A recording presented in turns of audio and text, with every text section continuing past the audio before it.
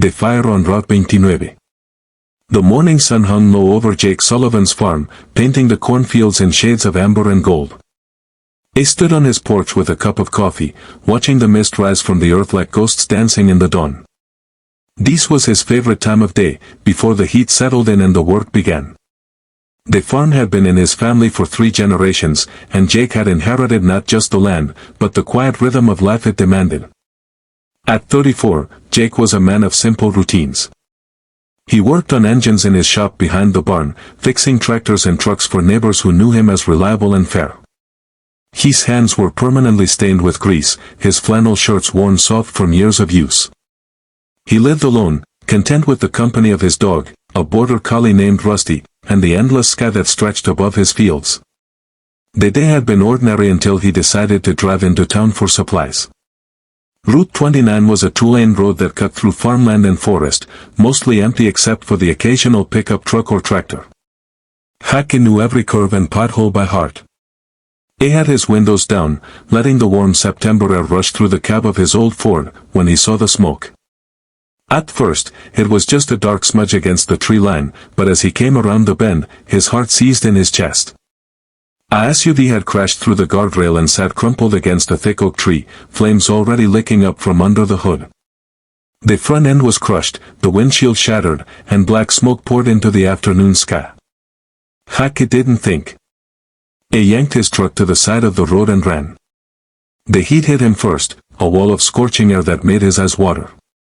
He could hear the crackle of flames, the groan of metal expanding in the fire.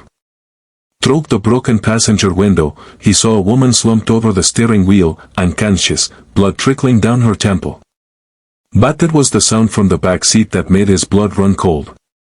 Crying. 2 small voices, high and terrified. Hackey pulled at the front door, but it was jammed. The flames were spreading fast, moving from the engine toward the cabin. He ran to the back door and wrenched it open, and that's when he saw them. Twin girls, no more than 3 years old, strapped into car seats. They had the same blonde curls, the same wide blue eyes filled with tears and fear. One clutched a small teddy bear to her chest. "It's okay," Jake said, his voice steady despite the panic surging through him. "I've got you." His fingers fumbled with the first car seat buckle. The plastic was hot to the touch, and smoke was beginning to fill the back of the vehicle.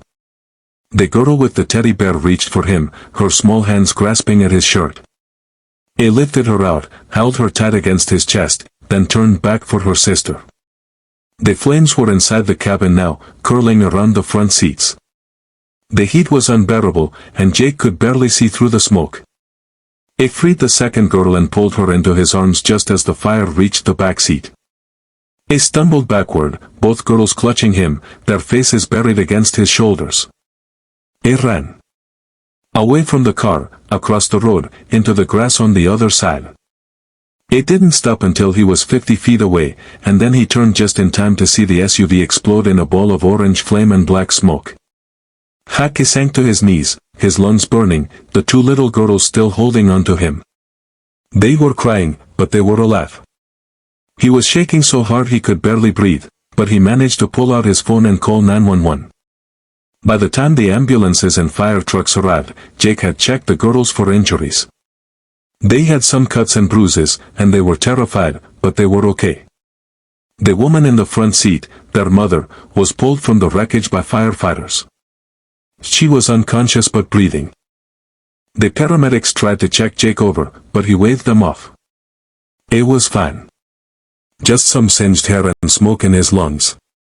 He watched as they loaded the girls and their mother into ambulances, and then he drove home in a daze, his hands still trembling on the steering wheel. That night, he couldn't sleep. Every time he closed his eyes, he saw the flames, heard the crying. He stood on his porch in the darkness, staring out at his fields, trying to make sense of what had happened. When morning came, Jake was feeding Rusty on the porch when he heard it. A sound like distant thunder, growing louder. He looked up, shielding his eyes from the sun, and his jaw dropped. Helicopters. 3 of them, sleek and black, cutting through the sky toward his farm. Hackey stood frozen as they descended onto his largest field, the corn bending flat under the rotor wash. Roosty barked and ran in circles, unsure whether to be excited or alarmed. The engines powered down, and doors opened. Men in dark suits stepped out first, scanning the area. Then came a man in an expensive jacket, gray-haired and commanding, followed by medical personnel helping someone on crutches. It was the woman from the cat. Her head was bandaged, and she moved slowly, but she was alive.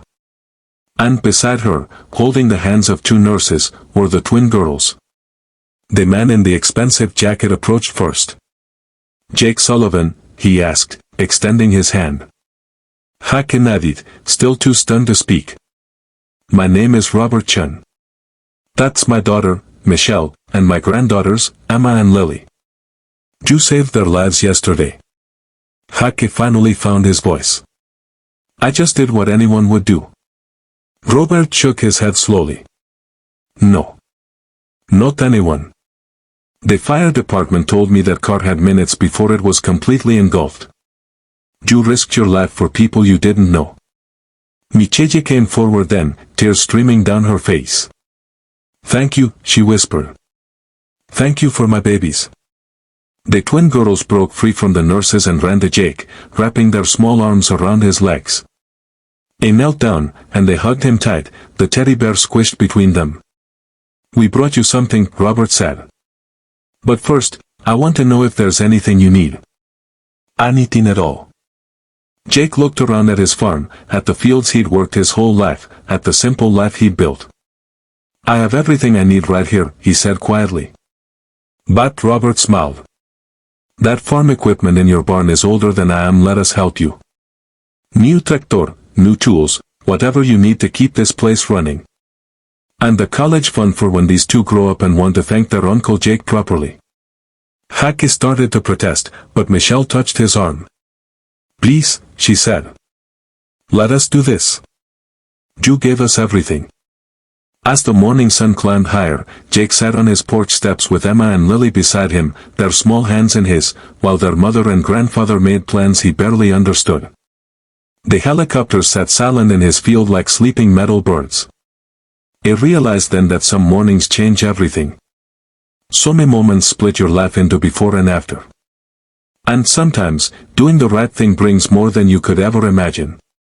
The twins leaned against him, safe and warm in the sunlight, and Jake Sullivan knew that his quiet life would never be quite the same again. And he was grateful for it.